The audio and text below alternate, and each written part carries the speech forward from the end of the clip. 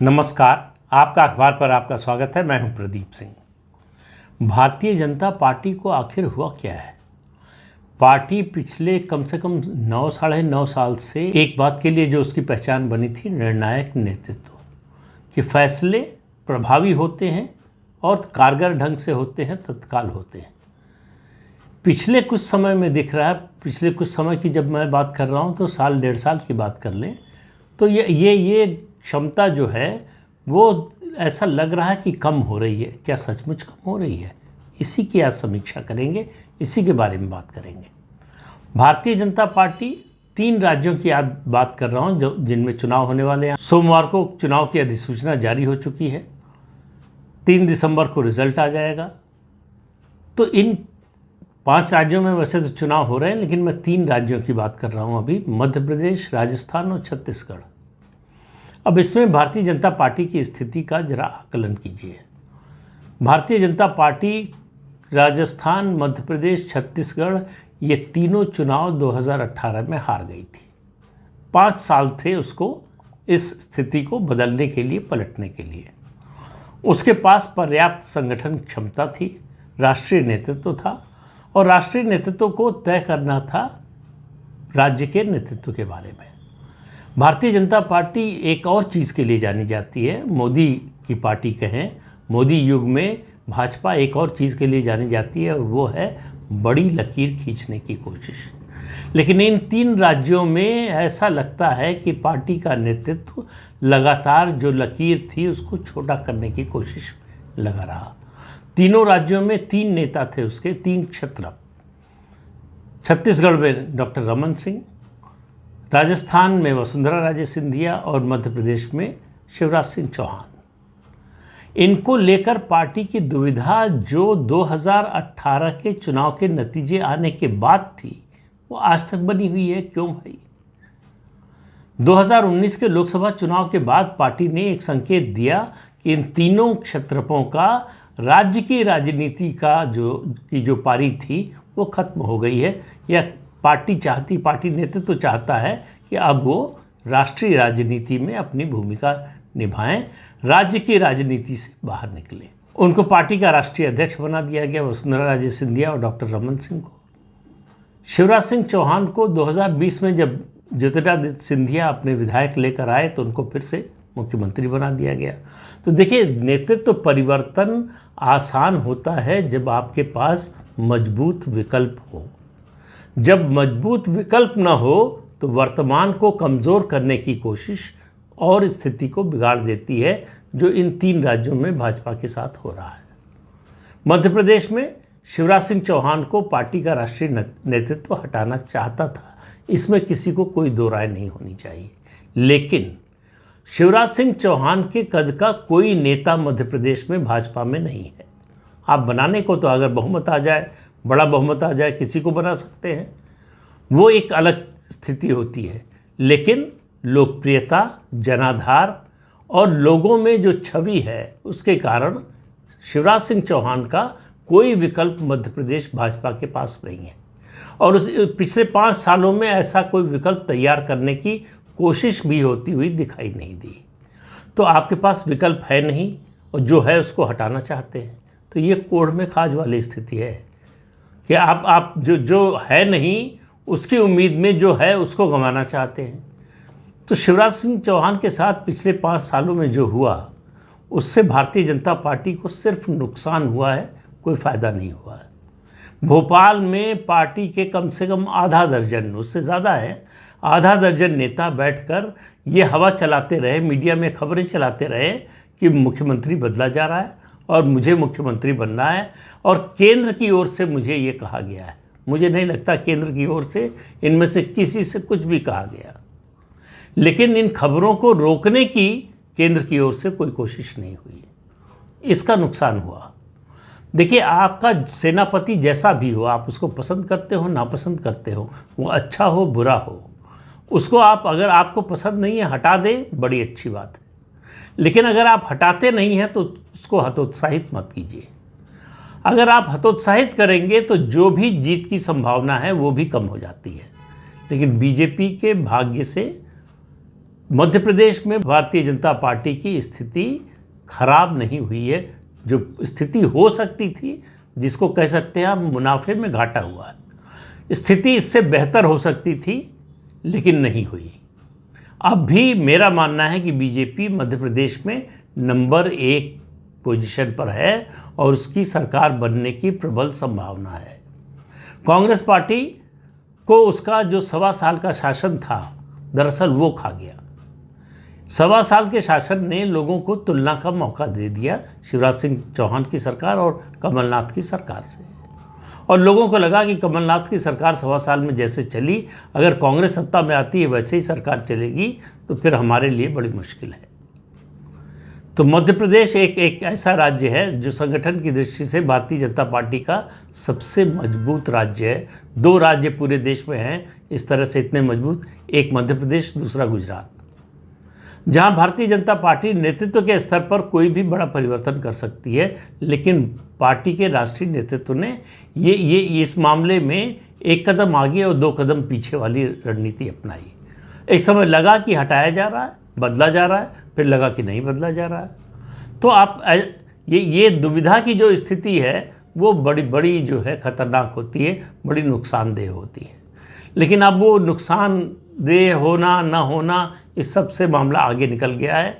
शिवराज सिंह चौहान को बुधनी से फिर विधानसभा का टिकट मिल गया है, वो चुनाव लड़ रहे हैं, और उसके बाद क्या होगा वो बाद की बात है। लेकिन अभी वही मध्य प्रदेश में भाजपा के सेनापति हैं, और उनको जितनी देगी उनकी जीत, यानी भाजपा की जीत इस पर निर्भर करेगी कि अब शिवराज सिंह चौहान कितनी ताकत लगाते हैं और राष्ट्रीय नेतृत्व उनकी कितनी मदद करता है। खासतौर से प्रधानमंत्री का कैंपेन सबसे ज़्यादा असर डालेगा। अगर चुनाव में वोट कोई बढ़ा सकता है 1, 2, 3, 4% तक, तो वो प्रधानमंत्री का कैंपेन है। तो प्रधानमंत्री का कैंपेन, वैसे भी उनकी लोकप्रियता मध्य प्रदेश में बहुत है, तो इसलिए जो है उनके कैंपेन का निश्चित रूप से असर पड़ेगा। कांग्रेस के पास ऐसा कोई नेता है नहीं, न राज्य में और न ही राष्ट्रीय स्तर पर, बल्कि उनके राष्ट्रीय नेता के बारे में आप ये कह सकते हैं कि उनके आने से कांग्रेस को नुकसान ज़्यादा होगा, फ़ायदा कम। तो मध्य प्रदेश में जो अच्छी स्थिति बिगड़ी, उसको अब भी संवारा जा सकता है, उस बिगड़ी को बनाया जा सकता है, और बनाने के लिए ज़रूरी है कि राष्ट्रीय नेतृत्व शिवराज सिंह चौहान के साथ पूरी मजबूती से खड़ा हो। पार्टी को सत्ता में आने से कोई रोक नहीं सकता है। दूसरा राज्य, बगल का राज्य जो पहले एक ही था, छत्तीसगढ़। छत्तीसगढ़ में पहले दिन से जब बीजेपी हारी 2018 में, तो बहुत बुरी तरह से हारी। इतनी बुरी तरह से पिछले 9 साढ़े 9 साल में बीजेपी कोई चुनाव नहीं हारी थी। उसके बावजूद रमन सिंह को नेतृत्व से हटाने का कोई प्रयास, हटाने का मतलब पद से नहीं होता है, ये स्पष्ट संदेश देना कि अब से पार्टी की बागडोर, पार्टी का नेता कौन होगा, ये पार्टी नहीं कर पाई। पार्टी ने जैसे छत्तीसगढ़ को छोड़ दिया, वहाँ के लिए कुछ किया ही नहीं, ऐसा लगता है। ऐसा नहीं है कि नहीं किया होगा, लेकिन जो इम्प्रेशन बना, जो धारणा बनी, उसके आधार पर कह रहा हूँ, ऐसा लगा कि पार्टी ने चुनाव शुरू होने से पहले, बल्कि कहें 2018 का नतीजा आने से पहले ही 2023 में भी हार को मान लिया। तो हारे हुए मन से, अटल जी की बात है कि हारे हुए मन से कोई खड़ा नहीं होता। तो छत्तीसगढ़ में लेकिन जो परसेप्शन बना हुआ है, स्थिति उसके ठीक विपरीत है। मैं ये नहीं कह रहा हूँ छत्तीसगढ़ में बीजेपी जीतने जा रही है, छत्तीसगढ़ में कांग्रेस की फिर से सरकार बन रही है, लेकिन भारतीय जनता पार्टी बहुत अच्छी फाइट दे रही है। 2018 जैसा रिजल्ट नहीं होगा, 2018 से बहुत ही बेहतर रिजल्ट होगा। बीजेपी कांग्रेस के मुकाबले अच्छी लड़ाई में दिखाई देगी। अब बात आती है राजस्थान की। राजस्थान पहले दिन से, जब 18 में हारे तब से और आज तक, आज भी वो बना हुआ है, भारतीय जनता पार्टी का स्टेट है। भारतीय जनता पार्टी की जीत वहाँ सुनिश्चित है।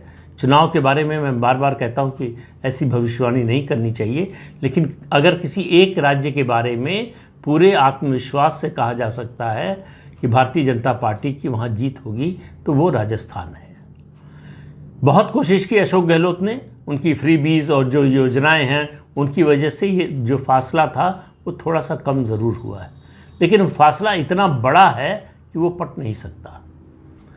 राजस्थान में भी बीजेपी का राष्ट्रीय नेतृत्व ये तय ही नहीं कर पाया कि वसुंधरा को साथ लेकर चलना है या वसुंधरा के बिना चलना है।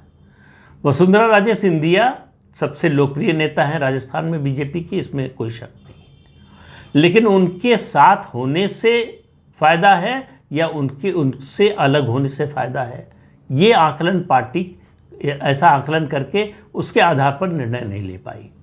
तो उसके पास कोई विकल्प नहीं था, ये बात समझ में आती है कि कोई विकल्प में किसी को खड़ा करने की कोशिश जो भी हुई वो भी कामयाब नहीं हुई और कोशिश बहुत ज़्यादा हुई भी नहीं।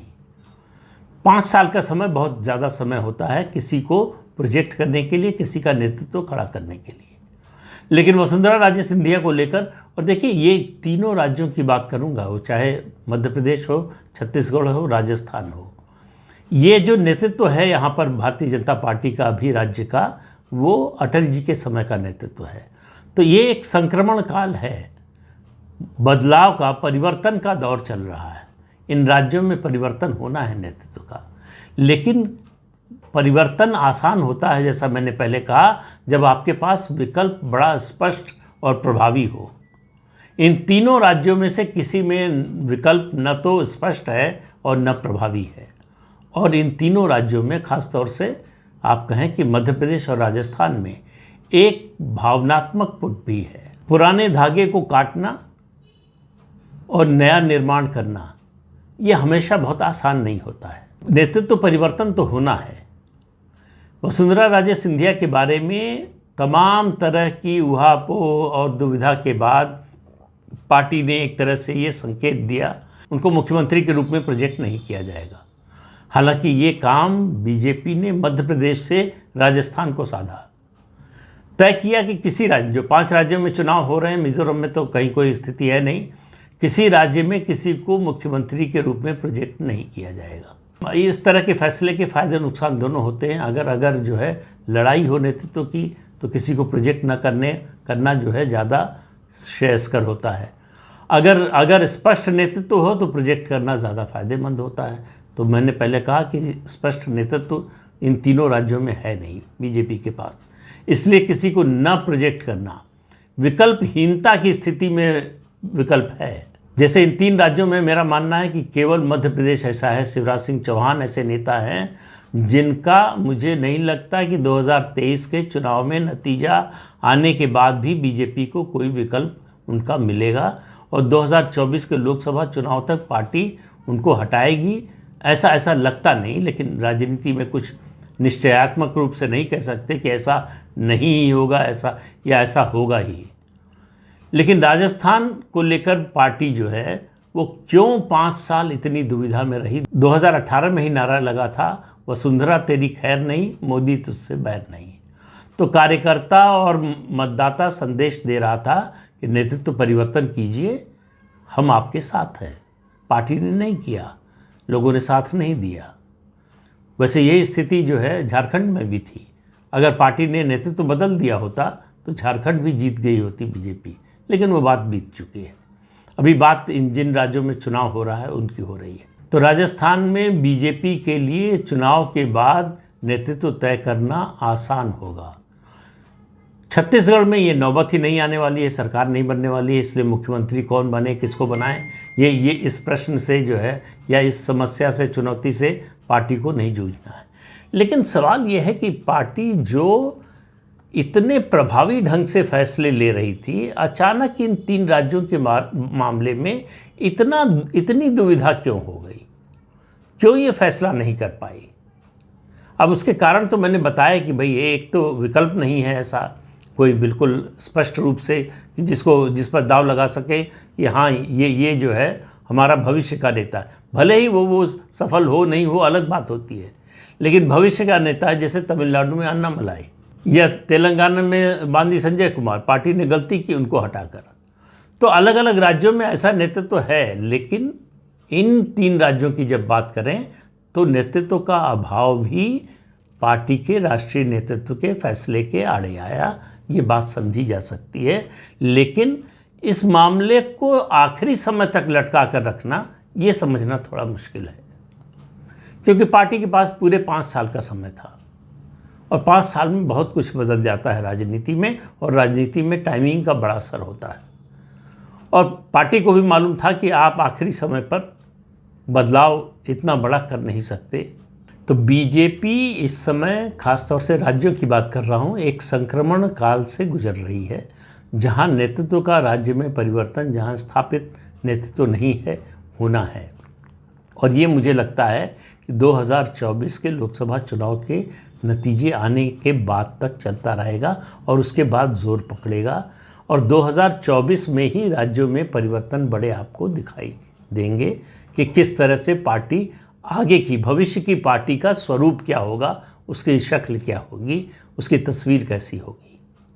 तो इस अंक में इतना ही। अगले अंक में फिर मिलेंगे किसी नए मुद्दे के साथ। तब तक के लिए अनुमति दीजिए। आपसे अनुरोध है कि ये चैनल देखिए, शेयर कीजिए, लाइक कीजिए और सब्सक्राइब जरूर कीजिए। नमस्कार।